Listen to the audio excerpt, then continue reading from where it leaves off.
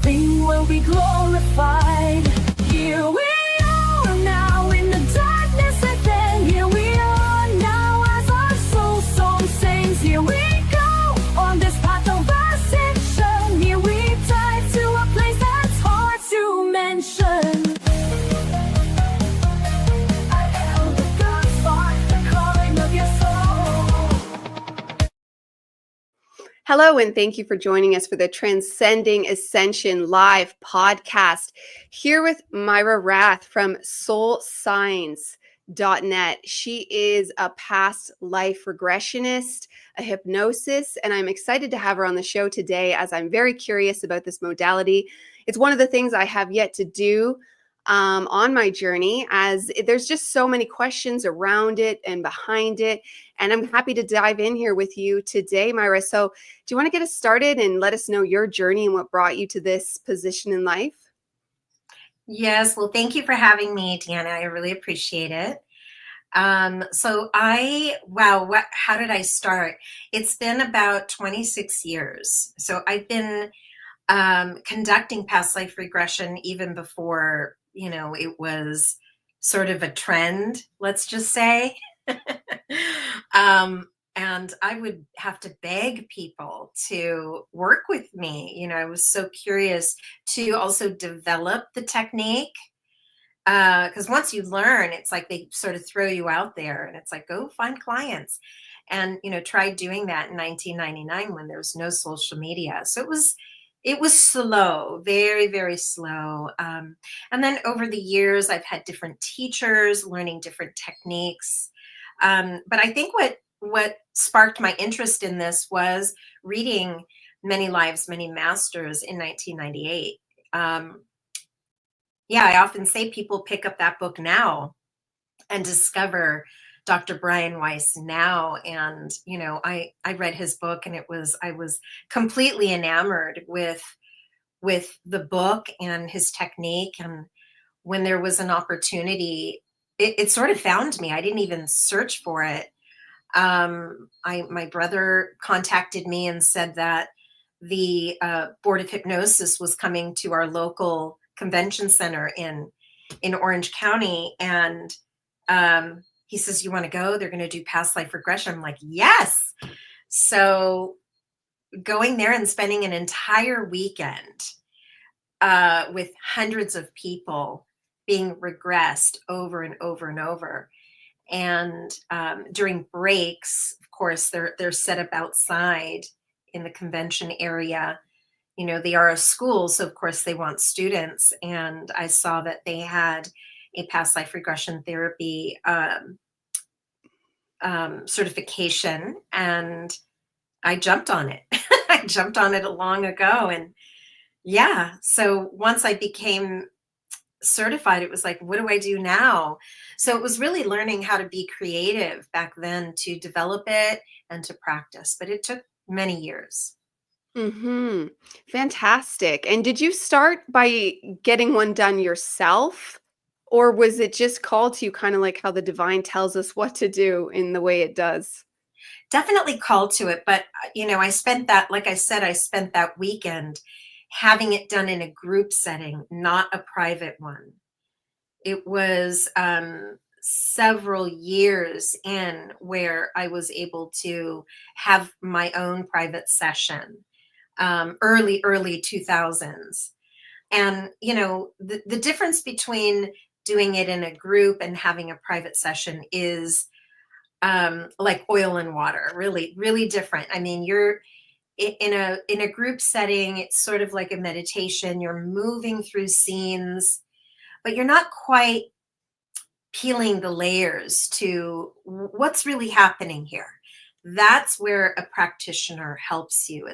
It's our job to guide you through a particular memory, an important memory, and find out why this is being shown, what is going on, who are the players, how is that affecting you today? Whereas in a group setting, you don't really get all those details, right? Yeah, I can resonate with that because when it's happened to me myself, it's happened like that, where it's like scenes, and it's either happened during meditation, not even consciously trying to see anything, because I'm very aware of the imagination and I'm very aware of just other things that try to show us images that aren't even necessarily ours. And this world can get very convoluted. You even see it in the world of channeling, where it's like, when can we be sure? And I've had like those scenes just come to me in that natural sense and just allowing it to be seen in meditation. And the weirder things are when, like, there's been days where I was loading the kids up in the car and all of a sudden I got this vision with like sentence phrases, kind of imagery that just leave you with these almost like a cliffhanger, like when you see a commercial for a show and it's just like, bam, now you got to like look into this and think about it. So I could see why a practitioner could help you like dive deeper into that to help you unpack it further. Now, the method you use, just because I know most people are familiar with the Dolores Cannon way and the many worlds she brought us in all the stories she's laid out in her many, many books. Where is your modality similar to hers, or is there differentiations? Yes. So I do her method. I'm also a QHHT practitioner. Um, and what I the thing is that by the time I learned Dolores Cannon, I had already been doing this for a good 18 years, right? And I just felt that after I was certified, it was wonderful. It definitely opened up more opportunities with a different clientele. I immediately started working with people that would um, experience lifetimes in other dimensions, other planets. So QHHT really opened that up for me. But where I found it to be restrictive is that it's a little bit antiquated, where they want you to do it exactly the way Dolores did it, which is in person, right?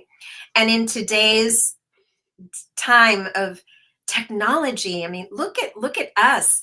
Last week I was on a podcast with somebody in Belgium, and connecting with people all over the world. And that's what I love about this, is that you can absolutely safely do this online. And I've been doing this for many, many, many years safely.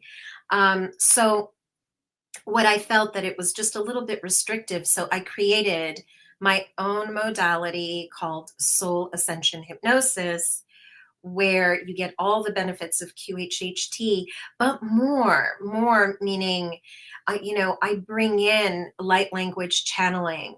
I may open Reiki, because I will say that what what sets QHHT apart is the fact that the higher self will and can heal something that's going on, a disease or a condition that a person has. But there's a big but. The client has to have an understanding of the why. Like, why did this happen in the first place? Where is it coming from? And in many cases, there are clients that get in their way.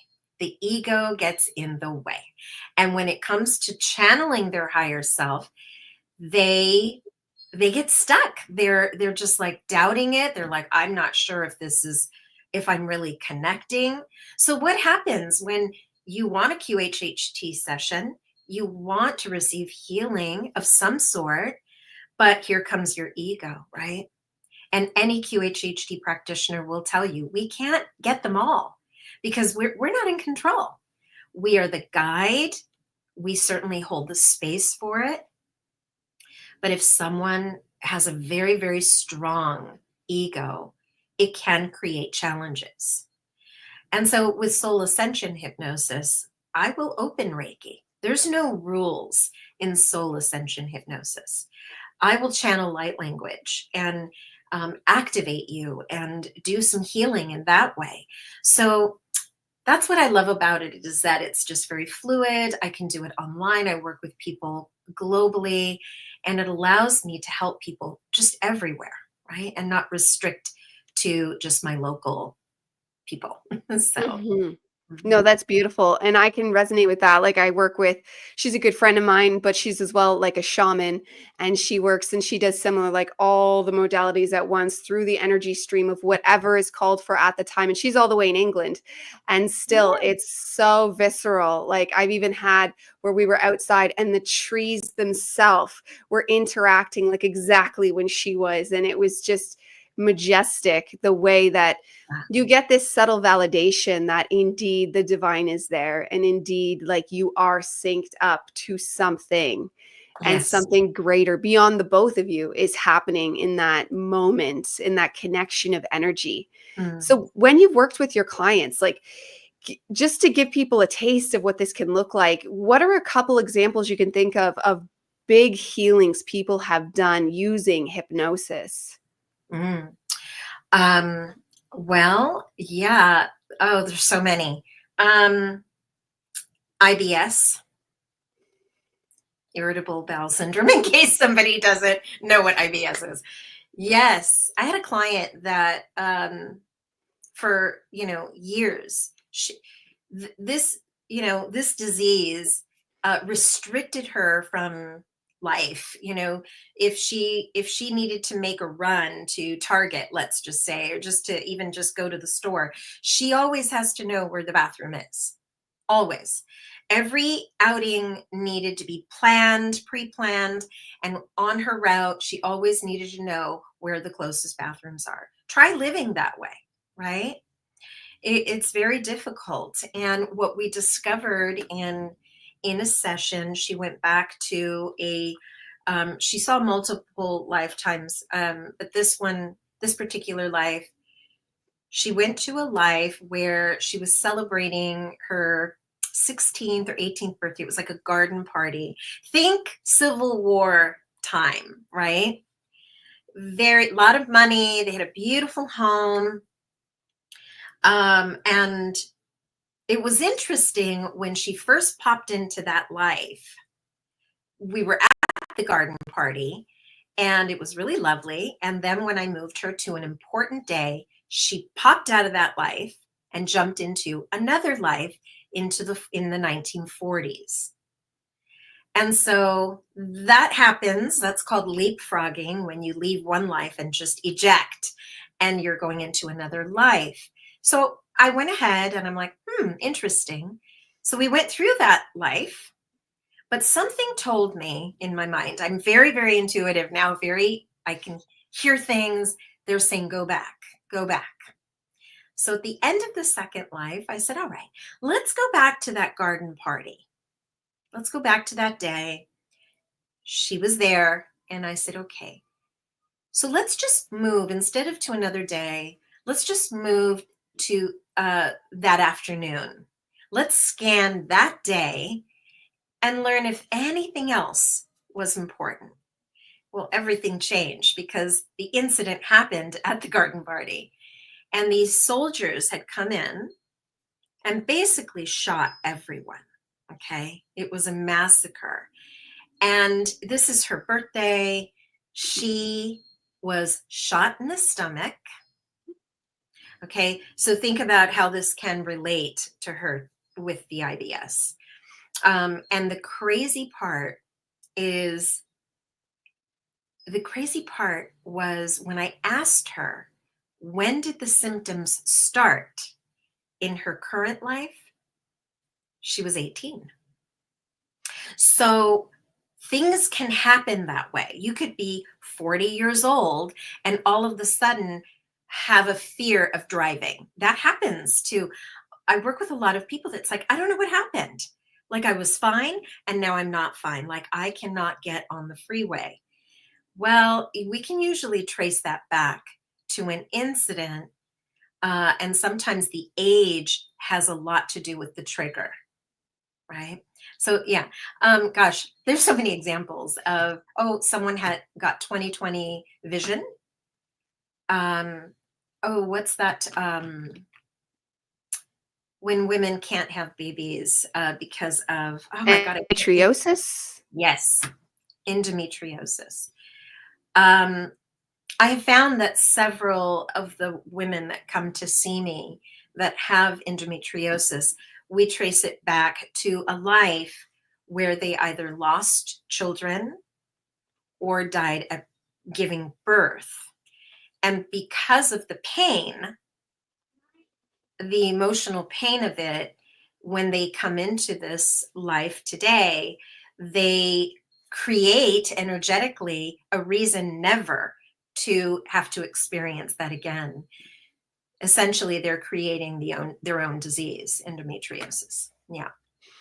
Yeah, I can resonate with that one because I have 3 children, but the fear was off the charts. It took me 2 years to get pregnant with my first daughter, and I think because my system was like, "Okay, we survived this. It went through." My boys came instantly as soon as I started trying. There was just one try and they came.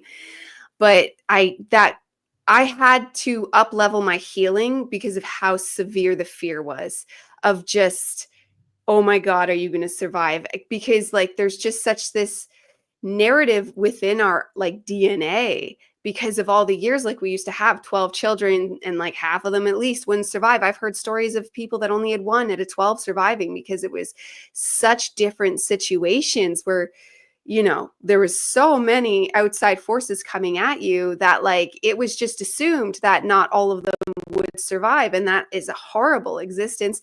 And you could see why even it would lead to the disconnect with children and parents, like that parent-child wound that's so prevalent in the Right. collective, because you'd see why parents would detach to a large emotional point because it would just become pragmatic at that point because they just, it's human nature to protect yourself from pain. That's But right. now in this day and age, like it might even take a few more generations before we can relax and be like, okay, we have all these tools at our disposal, even just with holistic care, like not even the mainstream medical world, because I'm not for that, but because of just the internet and how we can order things and just cleanliness and everything we know information wise and education, that we are primed to make sure every one of our children survive under most situations. Yes. Yes. I love that. Mhm. It's true. Yeah. And then that brings me, let's go wild here because I know in the Dolores Cannon book, she just has some of her clients have like the wildest tales of other worlds. Do you have experience with clients that come back with lifetimes as being another entire race of being from other planets that are just incredibly different? Like, have you had experience with that? Yes, yes.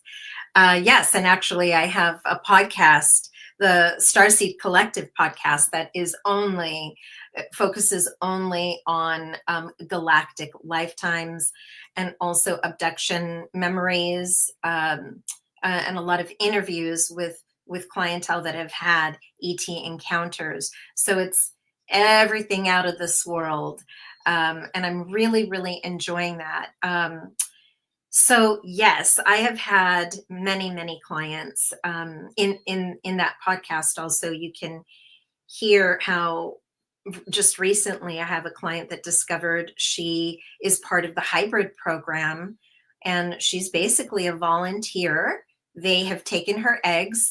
She was channeling her higher self from her ship. Okay, and it was just extraordinary to listen to the higher self speaking through her, saying she is all about it. She is working with children. She's in the right job. She's working with children on Earth as well as with the hybrid children here, right?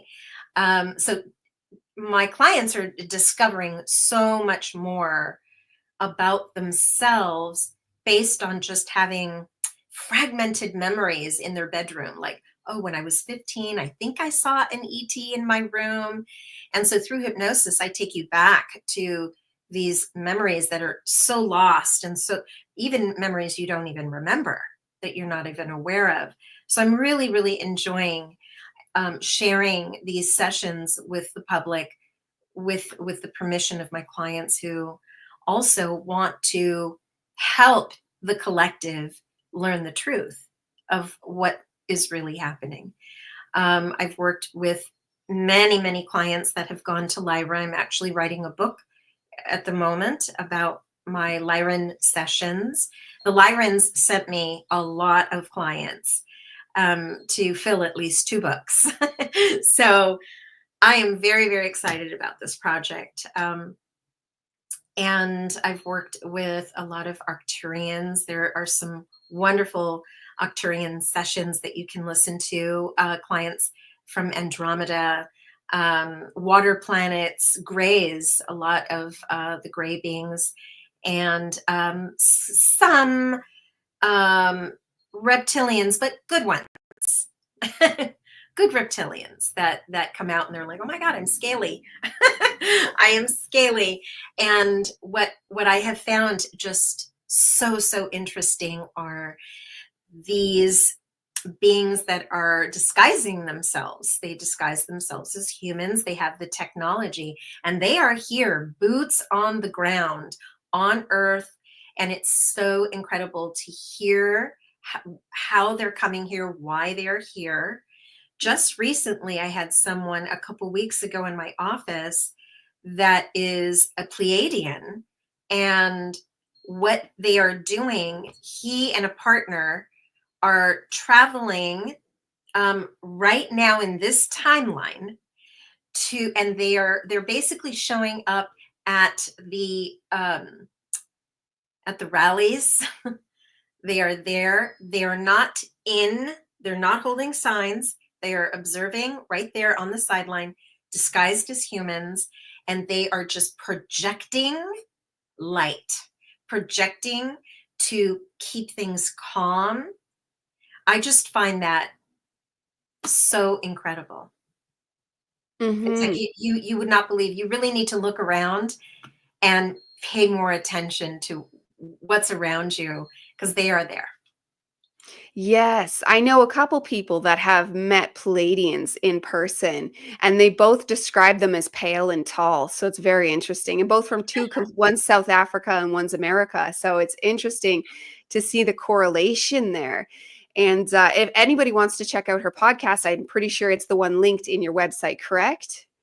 Yes, I do have 2 podcasts. I have Past Lives with Mayra Rath, where you can listen to just ordinary Earth lives. That one's kind of mixed. I mix it up.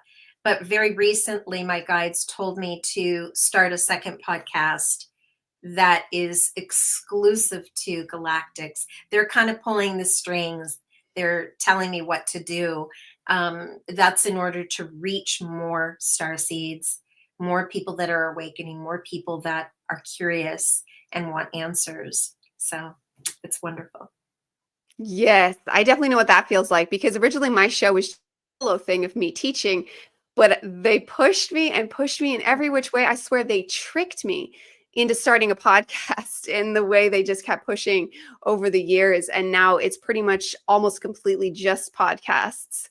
And like you get that ping of like, yes, this is what we wanted. Yes, you're on the path. And then it just opens up more and more information and more instructions that just lead us down our highest timeline in the way that it works out, in that way that's only ever, there can be similarities to other people, but it's very unique to each and every individual on what exactly is their thing in this world.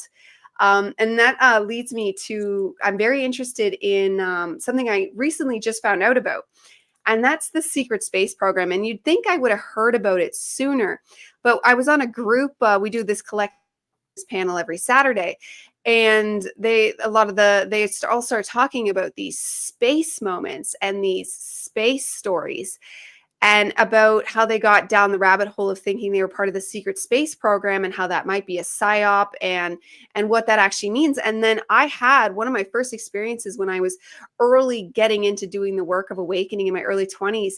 And I was taken up to a spaceship where I realized I was the captain and it was my decision if Earth lived or died. And it was really grandiose. It was super visceral. And it never left me like in the way real. Same time, I was very suspicious because I'm like, that's a little grandiose. And I was very aware of trickster beings. And then they ended up having similar encounters in the way that, like, I didn't know about the secret space program at the time, so I couldn't get wrapped up in that rabbit hole of thinking there's a bunch of us collectively down here that are actually living up in spaceships is the sum of it. and we're not That is actually true. like, Mhm. yeah, our souls are anchored in spaceships. So Mhm. what do you have to, did you have clients that know about this or are also involved in it? What are your thoughts there? Yeah, well, we're not calling it that. In the work that I do, we're not calling it that. I am simply conducting a regression. And what happens is often they find themselves on a ship. So what's actually happening is it's happening parallel. They still exist on the ship currently. So in many ways, that is the higher self. That's what I was talking about with the gal that was part of the hybrid program, right? She has 12 babies that are part human. They've taken her eggs, because I asked that question, how many children does she have out there? And they said 12. She has 12, but there are many, and there are many women here on earth that have come here to do this. That is their purpose. And in the meantime, whatever jobs they have, she works with second grade children. Her higher self was saying some of those children are from the ship. So yeah, of course you can't tell the parents of the children this, but they are there. And these children, let's talk about that. These children that are coming now they're so intelligent and so smart, talking about things that just blow your mind, right? Um, but I've had many clients that are, again, they're Pleiadians. They are working missions here on Earth while still existing on their ship. And a lot of times there is no planet. The ship is their home. That's all they do. They do stop, you know, they have relationships with other races. They do stop from time to time, but home is the ship. Hmm. That's really Yeah, impressive. I felt that. And that's like, because I've had other past life memories, but the spaceship one felt current. Like it was current. Like in that experience, I went up and was in the computer system. My consciousness was in the computer system, but I saw visions and visuals of exactly my body was in this pod with like that, like plastic-ish. We can only guess what the material is, but plastic-ish roof. And I saw the orange like banners going around it. And it was like not even laying flat. It was like half leaning up. There's like tubes and stuff in it, but the body inside is only hooked up to a couple things. And then, but meanwhile, my consciousness came up through the computer system, and it was so detailed. And it was hard to deny. Vivid, And then it's vivid. Yes. vivid. Mhm. Exactly. Yeah, I love that. Yes. I also had a client recently discover she's a mantis being. Again, she had no memory of it, but through regression, you're learning who your soul family is or who your star family is. And there's mantis beings. That was an amazing session. I also brought her on to interview her on the podcast to talk about, because it's hard, star seeds. It's so hard for them to be here on Earth. I have a son. I have 4 sons, and one of them is not like the others. If you get my drift. And I always tell him, "Oh, you're from the stars. You're from the stars." And he's had it harder here. It's difficult. It's difficult, blending in, and it's been hard for him. But he's here for a purpose. Every time I try to regress him, he falls asleep. Okay, and he's 27 now. He's 27, and we've tried twice. The third time, I don't want to ask him, come on, let's go. Let's do it again. I want him to come to me. And I think that's what we're missing is when he falls asleep, it's almost like he's not ready. He's not ready. So I'm just going to wait until he comes to me and says, I want to do this. I'm ready to learn. I think he's not going to fall asleep, right? It has to come from him. Yes, and I've actually learned falling asleep can help you disintegrate blocks when that happens, because I have that, especially in the past, I really had that issue around learning about things like sacred geometry and the higher correlations all around sacred geometry. But when you start to learn about how the dimensions work within sacred geometry and the layers of reality, when I used to first learn that information, it was like I was a narcoleptic and I would pass out. Oh, And wow. I went on to learn it could be multiple things. It could be you're not ready. It could be blocks put inside you. It could be implants inside you. It could be a bunch of different reasons of why it happens, but that the falling asleep should be allowed, because either way, it's going to work its way out. And then, even like for the material I'd be learning, leaving it playing in the background gets it into the subconscious at least, and starts to like tease away at what.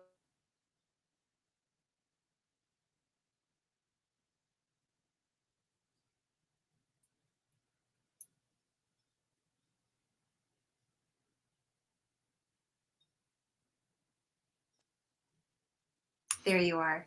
Yes. So I was just wondering if it be the same situation with like a past life regression, if like allowing the sleep and even keep going with the hypnosis, if it would work itself away at the blocks angle might be. Yeah, and some people do have some blocks. Are you with me? Sorry, because I know your screen is freezing. Oh, yes, I'm here. I can hear you. Okay. Some people do have a block. Some people come in saying, I have blocks. And it's like, okay, stop saying that. Just stop, because also that's you're projecting, you're pushing it away, right? Yeah, I've been doing this many years, so I have techniques to get around those blocks, right? It's really just really emphasizing that they're safe and knowing that they're safe. Your higher self always has something to show you. Always, there's something to learn, something to understand. If a client falls asleep, I do call their name because they're paying me. It's different. They want an experience versus my son. It's like he fell asleep. I'm going to just sneak out. you know yeah, so some of my clients do, they can fall asleep, which is honestly where I want them so deep, so down, that all I have to do is call their name and say, Deanna, are you with me? And the moment you hear your name, you kind of come forward again and you say, yes, I'm here, right? The subconscious mind never falls asleep. It always hears me. So your conscious mind is the one that sort of drops away. Mhm. Yes. Yeah, and I could see why you do that, because they do say the exchange of money is like permission given Yes, to yes. push I'm that. feeling pressure. I need to perform here. Exactly, exactly. No, and I know Um, people come in wanting an experience. They really, the fact that they're coming in is the invitation, right? So you just have to trust. They're never going to show you what you can't handle. mhm. Never. And It's earlier today, I had someone that most certainly they picked out a life for her. Okay. They picked out a life for her, but she was dilly dallying. She was jumping from life to life to life. None of it made sense. She was like, I'm a sailor. And then I would move her. It's like I try to pin her down, and she just jumped like 3 or 4 times. Nothing was really happening. And I finally anchored her down, and I told her, we're going to stay in this life for the remaining time. We're not going to jump anymore. We're going to stay right here, because that's the life that they wanted to show her. And the reason she kept jumping, what happens to clients when they energetically, they know they're going somewhere that's going to be painful. So there's that part of them that says, I don't want to see it. I don't want to go there. I don't want to cry. But what are you here for? Right? You're here to heal. And sure enough, she was a young man that got caught in the Roman times, got caught stealing food, and he was you know, in that time when someone was arrested, they would put you out on display to make an example of you. And she said she saw the guillotine, and this is when she got very emotional. And it wasn't the emotion that I'm afraid to die. It was the crowd. They make everyone come to see it. You're forced to come and see it, even children. But what was painful was his mother was there. And he's like, I want to see her, but I don't. And I failed her, and I don't know how they're going to survive now. Right. And so, yeah, all of this jumping, I know what's happening. I can already tell that they're avoiding the life that, you know, and once I get them there, it's golden. It's like we're good to go. We're good to go. And there was a lot of understanding and energy cords that were pulled out. Guilt was a huge one for her. And the mother in that past life was her mother today, who is now deceased. But even deceased, she says, I carry so much guilt, and I don't know why. I don't know what it is. It was all coming from that other life. So the higher self, again, they're always going to show you what is going to help you the most. Beautiful. Mhm. Before we go to our next question, we have a question from the audience. They just want to know the name of the Starseed podcast. Oh, I didn't know. We are live. Okay. Yes, that is called the Starseed Collective podcast. You can listen to it on Spotify or Apple Podcast. And I just started that one about maybe 2 or 3 months ago. So I have a beautiful inventory that's coming your way. So thank you. Please subscribe. Beautiful. And then next, I wanted to ask about implants because Ashiana Dean is the most famous one to bring it forward, but she talks about how there could even be memories from this life. There could be teachings in history, but also there could be like past life moments that are actually implants. They were never real. Sometimes they're implanted for the better good to like steer you in a positive direction, or sometimes they're implanted for nefarious reasons. Similar to what some people think the secret space program could be. And then it depends, like it could have real elements as well as hijacked elements, because usually in these matters, the hijacked things are like they start real, they start authentic, they start for a good reason, and the other things will take advantage because it's easier to take advantage of a system that already exists versus them creating something from scratch, and it helps it be more believable. So when you've done your past life regressions or any hypnosises, have you come across somebody's memory or story that you just like intuitively can sense, or perhaps they grew aware of it, that this was an implant? This actually was not of their story. It was placed in there at some point in time. I have not had that experience. I have not. Yeah. So with my clients, and even if it is, let's just say it is, it's not coming up in the session. The past life regression, we have your guides that are coming in with beautiful messages. We always ask, why was this shown to them? And it always relates back to them today. So in all the years that I've been doing this is not something that has come up. Never has it come up through the higher self. It just has not for me. Okay. What has come up, and I have some really interesting sessions, are the walk-in souls, where my clients discover that they are walk-in souls. And that is just extraordinary to unpack and learn when it happened, why it happened, right? And that is, Sorry, yes. go ahead. No, that is something that I recently shared on the Starseed Collective podcast too. Oh, good. Yeah. So when this happens, because I know a bunch of people that suspect they might be walk-ins. When this happens, it could have a varied amount of answers, but is it a complete changing out of soul, or is it like a joining of the soul? Like they've joined the team and of the monadic structure, and it's just that they are more now. Great question. It can be both, one or the other. It could be the braiding of the souls. That does happen. But in the cases where with my clients, it is a complete exchange. One soul leaves, the other one comes in by mutual permission, right?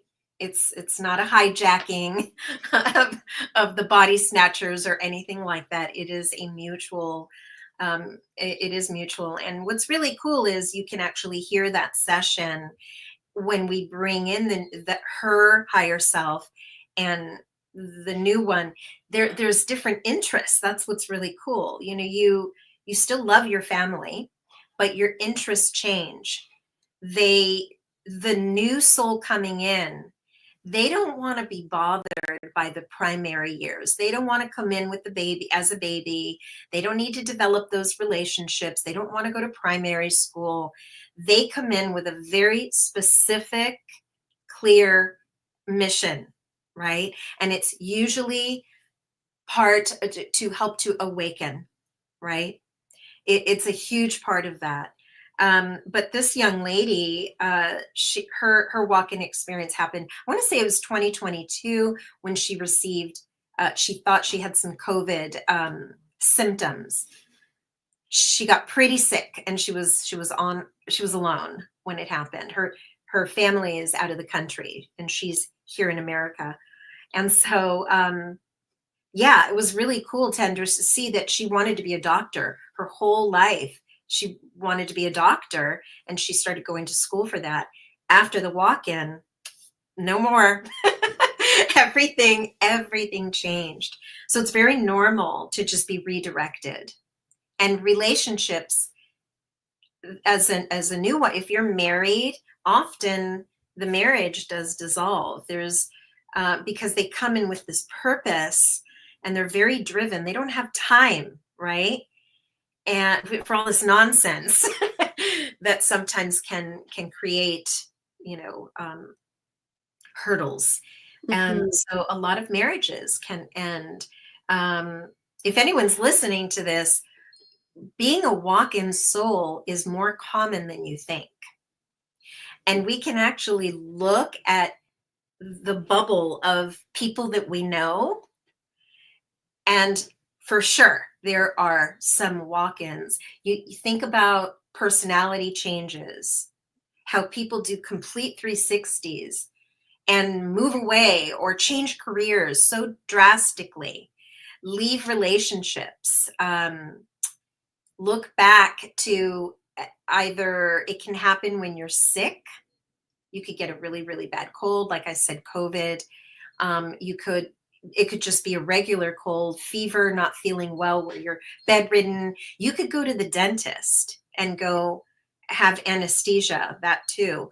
Go to the hospital for a minor surgery, and when you come out of the anesthesia, you're someone else. It's another soul, right?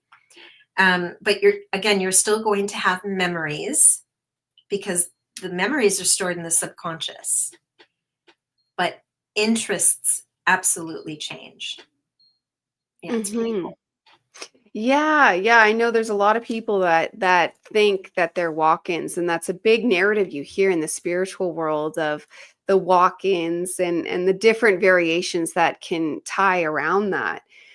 Have you ever had, and this is I don't know why people would pay money for this, but you do hear a lot of, it's getting better. I have found it's getting better, but I've been awakening for a long time, and definitely since COVID, people have gotten a lot more serious about it.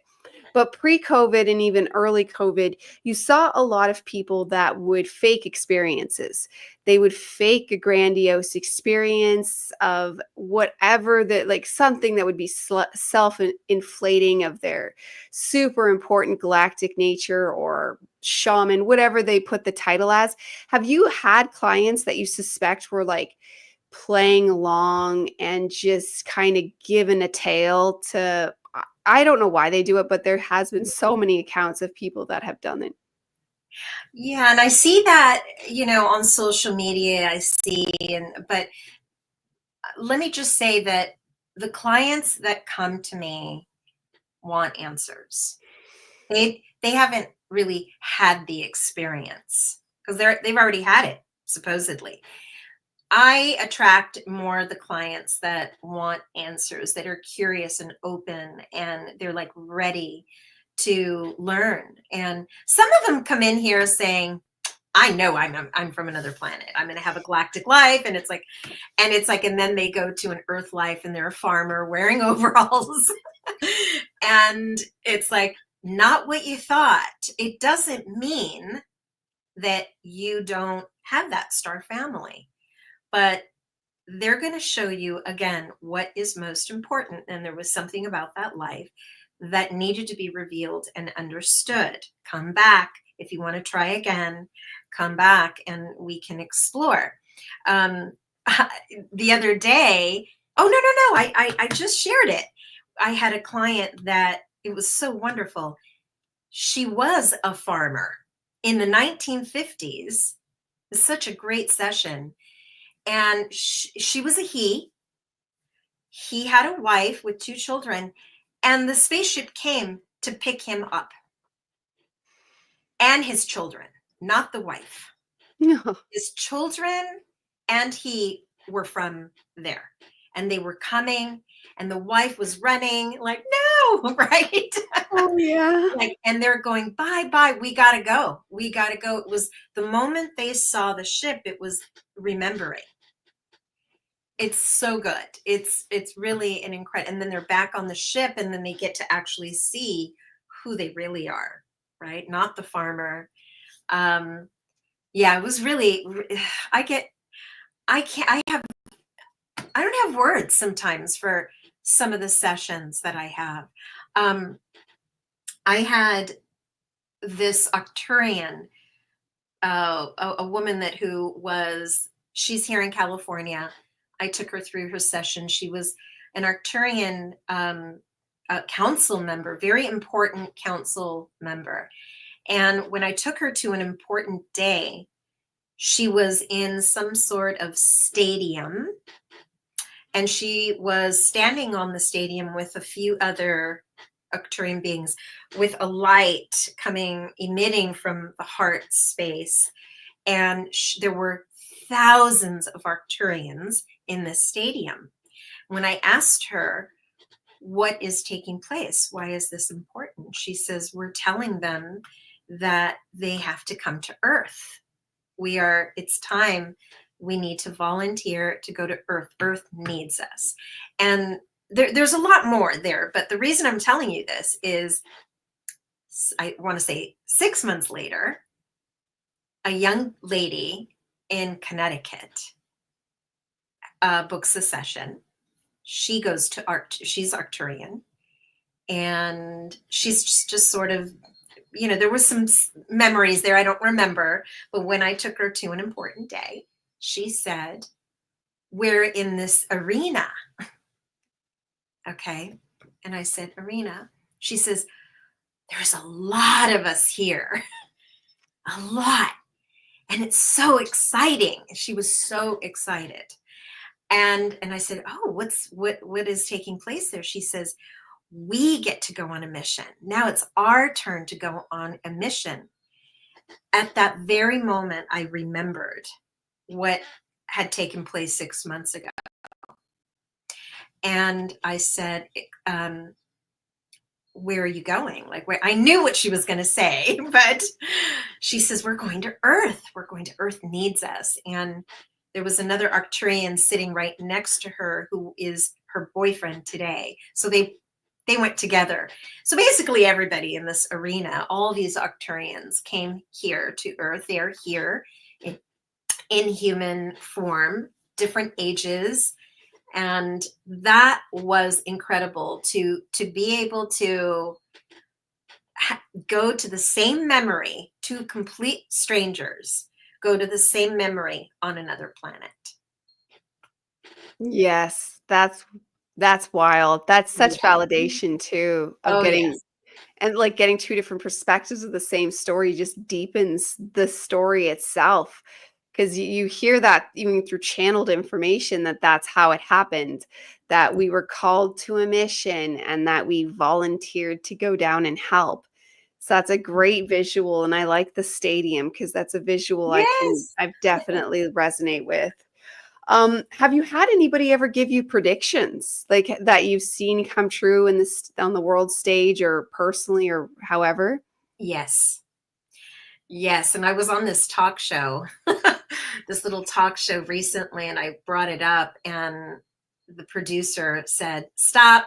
I don't think we should talk about this." And so we just paused it. They were going You to could edit. talk about it here. Okay. Yeah. Well, several, several of several sessions that are galactic in nature, when they see Earth from their perspective, there is an area of Earth that's in trouble in the future. And I'll just say it, it's Asia. Okay. It is Asia. And there's going to be a lot of trouble there. What it is, I don't know. But that has come up a lot. And I guess on the talk show, they didn't want to instill any fear or anything. I get it, but it just comes up. And, look, I'm just there to receive the information. And what else? What else did they say about that?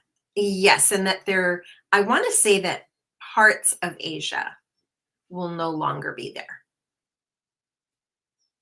It's a Interesting. serious, Mhm. it's a serious issue.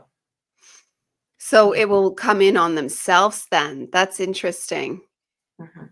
Because there's a lot of fear around them being an external threat, but it makes more sense that they would have an implosion versus an explosion, Yes. given that everything they're doing is under tyranny, and you can only hold tyranny so long before your actual billions of people of population realize they're in the billions Mhm. and they can take care of themselves. I'm a big proponent of timelines, though. I'm 100% on the timeline bandwagon. And I've had visceral experience of switching timelines. And so when it comes to any kind of scary information, I can come at it from a real place of non-fear, because when you have awareness and you know how manifestation works, you can use that. It's like seeing a deer on the road, right? If you didn't know there was going to be a deer, you'll hit the deer. But if you know there's going to be a deer, you can steer around the deer. In Sure. most cases, Yeah. you can. And then at the very least, I found that you can circumvent a lot of the chaos that's going to be the fallout from any situation. Like if you even look at the work of Ashiana Dean and Barbara Marciniak, and even Dolores Cannon herself had predictions and wrote about all these cataclysms that were supposed to happen in the early 2000s. 2012 was supposed to be enormous, like, but there's even supposed to be major ones before that. We saw like, and if you think about it, things like, I don't want to besmirch 9/11 whatsoever. That was a horrible tragedy, but that was a baby event compared to the things that were said to have happened. But at the same time, the New Age movement, though it wasn't perfect, continued to motor on and motor on.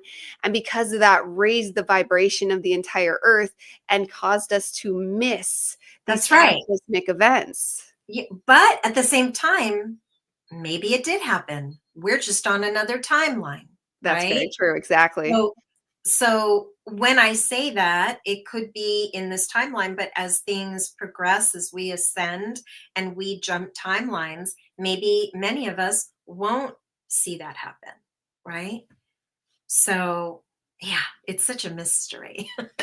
It's true. And we get a taste of that with the Mandela effect, that even like you can see how timelines come and go Yeah, and merge together. And I think the more similar your timeline is, the more likely you are to merge with that one, just because the all is mind power, right? And you're more likely to believe a similar taste versus something that's starkly different.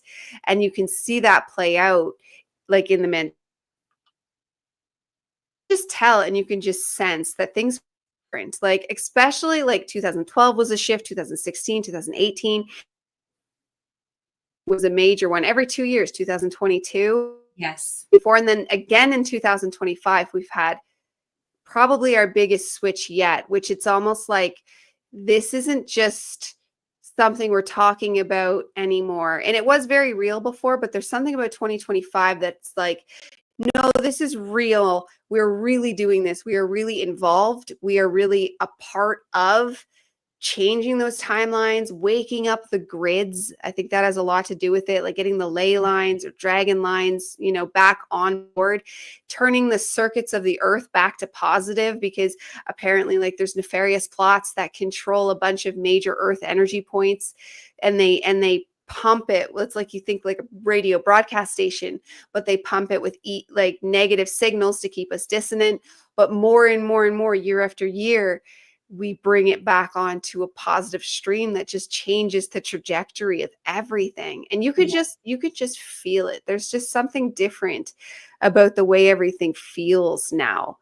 And it's not to say things are perfect. There might still be a little bit of like tumultuous behavior from the earth, but all in all, it's much, much, much, much, much better than what it was said to of being, Yeah, there is one other prediction that has come up several times, and this is way in the future, way in the future, hundreds of years, that Earth will not exist. One of my sessions also, Earth, it's not that it won't exist, it will become uninhabitable. Okay, and that there will be some of our galactic friends will come to move us to different places that are Earth-like, not by force. Those that want to stay can stay, but Gaia will not have the resources in the future to keep us.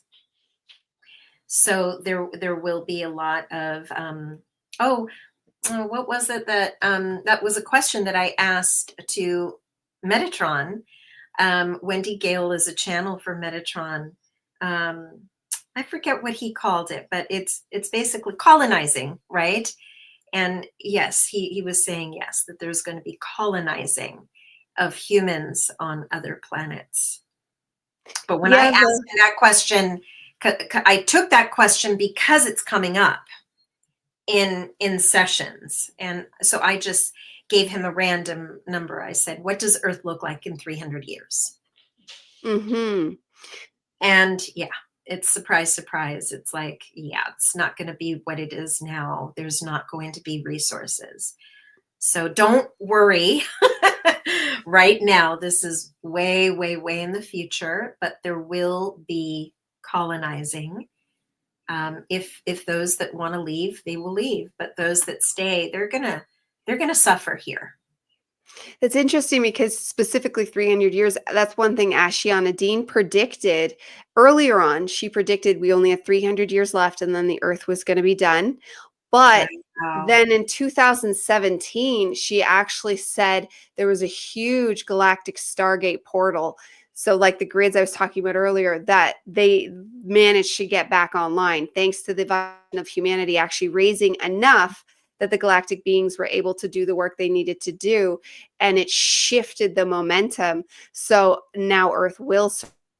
And Earth, it's all varied on timelines, because I think that's another thing with the split. Because you've heard of the split, right? Yes. Mm-hmm. Yeah. And I think that's what I see happening with the split is there will be one Earth where the people just don't do what's being called to be done. And then one version of Earth, because Gaia herself is waking up, like she's ascending, she's wanting to wake up, she's coming online. And the sun itself, we've all seen how it's changed. And the two of them have linked together to do something. Like they are, like what the sun's doing is like literally no joke. Like I have grounding sandals, and earlier just today, because the sun was something else today, and it's been something else progressively more. Well, I put on my grounding sandals and it was like they sent electricity up my entire legs. Like my feet went numb, not in so much a negative way, but just an impactful way that like, it's just like, whoa, the sun is doing things. And I think it's why people are kind of going more wonky and mentally ill. It's like there's this big sending of signals. It's either wake up, or there's only, that's the split. You choose to wake up, you choose to do the work, you choose to ascend, and all the thing that's going to mean for you personally, and that's the higher split. That's the golden timeline. And there's multiple variations of timeline in the splits, and then or you don't, and that's the earth that's going to all the negative plots and whatever that might be. But I don't like to feel into that one. I just don't see that as a thing anymore. There was a point, especially in 2016, where like you could hear the dun dun or feel the doom timeline kind of thing. You could really feel it. Like we could feel something coming, and something did end up coming. COVID, Yes, it did. something did come, but Yeah. I think we thrived in it. In this timeline, like there's some that did not thrive in it. There's some that are still like they extra went into the media narrative, like the fact that they still haven't woken up to like you're being told lies and they still believe it. Those are the ones that you see like going on that opposite end of the split, where there's a ton of other people that are like the ones willing to take on personal sovereign discernment and to live as their own true authority and to be the higher God being they were meant to be, and to be a full channel for their higher self. Like that's going to be that positive timeline. And I do still think we'll colonize either way, though. Like the book's Ender Game, and it was a whole huge series, ended up being like prophetic. Like so many things in that book, because it was written a long time ago, came true. Like they predicted tablets Wow. along many other things. And another thing was colonizing. And the way time travel works, it's what they think time travel might act, not sorry, space travel, but it's a bit like time travel, because when you're in the spaceship, you don't age like the people on the planet. So every time you choose to go to a different planet, you're basically saying goodbye forever, because you're not going to age and they're all going to age out. And it was just fascinating to Wow. just imagine what that's going to look like for us. But I do see it happening, especially for those of us that choose, because it's all about choosing, right? That's the one thing we do in this Yes. world is choose. We are the chooser. And as long as you choose in highest awareness, the best possible choice you have available, that's just the divine's just going to hand you higher timelines, higher timelines, higher timelines until Beautiful. I love infinity. that. Yes. And then okay, let's see. Let's make sure we did all our questions. Oh, do entities ever come through instead of the people's past lives themselves? Have you ever had entities use that opportunity to step in and talk for whatever reason? There have been some that, you can call it an attachment when they cross over. That's usually when you see that there's some sort of attachment. And yes, they have a voice. They can speak. A lot of them don't want to leave. So there's this whole process to get them to leave. It's not pretty please, because they're very comfortable. They're very comfortable, and they're not bad, but they certainly can cause depression, things that aren't yours, right? It's like, why do I feel this, right? So some people can have attachments, but there was this one session that I had called it's on my original podcast, called The Reptilian Influence. And my client, it was really wild.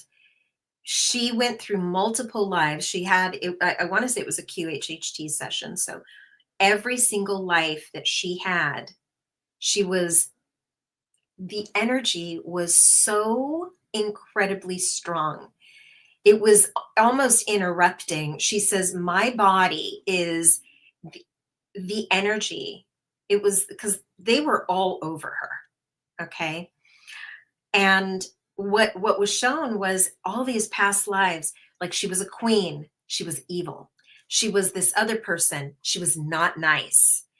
So when her higher self came through, and of course, I want to believe that this was her higher self, because they said beautiful things. And they talked about how the reptilian, it's kind of in her DNA, and it's been influencing her.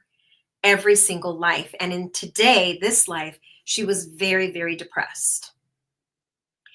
And I want to say she was not in a relationship, but she was really, really depressed. And she really fought with good and evil. She wants to be a good person, but you have this battle inside of you, these, moments where you pop up and maybe you're a Karen, right? And it's like, wait, who was that? It's like you have this, it's like a switch that turns on. And I really, really appreciated her allowing me to share her session, because it's very vulnerable to, it's like, oh my God, I was kind of a shitty person, right? In all of these lifetimes influenced by the reptilians. So that is really interesting. Then there was this other one where there sometimes there are like the twin flamey, let's call it, where they attach, they don't let you move on. They were maybe a soulmate many, many, many times, but in this life, they're not here in the physical, and they attach to you, and they're very controlling because they've been your partner. Things like that have happened. Interesting. Yeah. And have you ever been affected by somebody? Because you hear about this in when you do healings.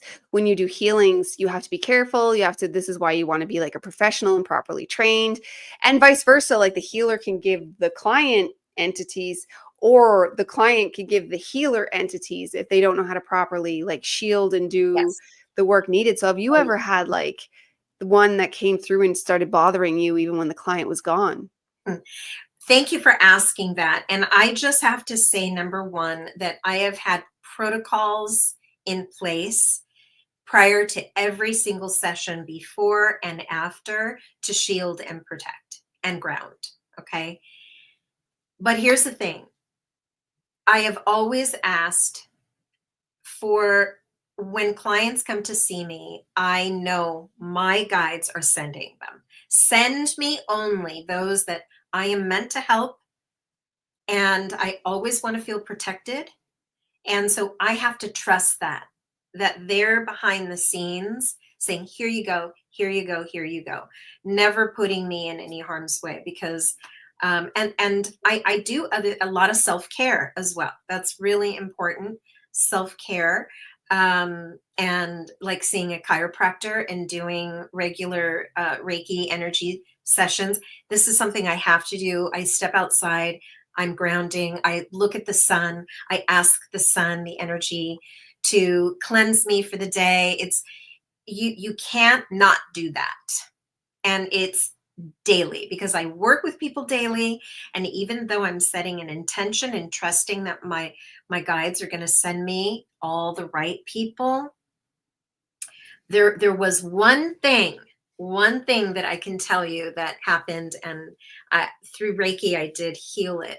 I did have an implant that was found, and it was in my shoulder. And it was like not there, and then it was there. And what this implant was, it was from a galactic being that wants to, basically is being nosy. He wants to know what's going on in my sessions. So they're watching, they're listening. And there was this implant put in, which I did have removed. And then shield. Yeah. So I have to say, I wake up every day grateful, no fear, because when you're in that mindset of, oh my God, right? I hope I'm okay today. I don't want to be that person, right? And I simply have to trust that everyone that comes here is aligned with me, and I'm having my guides connect with their guides of the highest light and frequency. I go to my front door and I always create a shield. I ask Archangel Michael to stand there with his shield of protection. People come I have a home office. Okay. So talk about trusting that strangers are coming in. So yes, I do have my protocols, and I just trust, right? Mm-hmm. Yeah. Yes. That's fantastic. Yeah, I've had that experience I was telling you about earlier when the tree touched me during the shamanic healing, was she was removing an implant back here.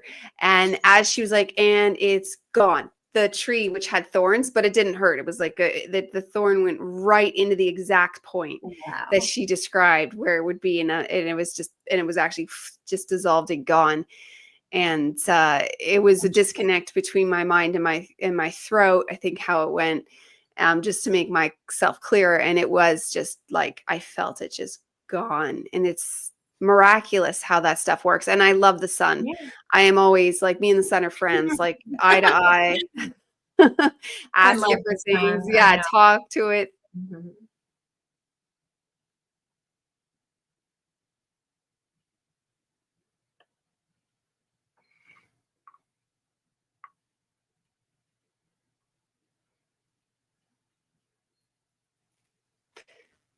Sorry, No, yeah, you went I away for a second there. no worries. I am back. But I was just saying, I appreciated this conversation. I love the illumination on this subject. Think it was great stories, great advice, because it's just one of those things that's going to be growing to be like, instead of going to the doctor, you go to the shaman or the hypnotist and you really dig into the soul.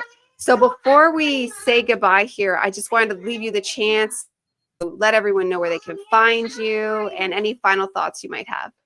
Yes, thank you. So yes, you can always book a session at soulsigns.net.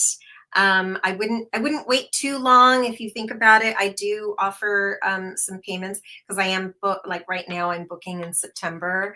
So if this is something that you want to do and you want to do it this year, plan ahead, and you can always book a session, and all that's required is a deposit. So that's soulsigns.net. You can listen to extraordinary sessions on my podcast, Starseed Collective podcast, as well as Past Lives with Mayra Rath. And you can follow me on Instagram and TikTok at Soul Signs Hypnosis. Perfect. Well, thank you so much for being here today, Myra. It's Thank been you. fantastic. And everybody, check out her new podcast. I know you can get to one of the podcasts through her website. And yeah, thank you so much for being here, everyone. And we will see you all again next time. Goodbye for now. Thank you. Bye.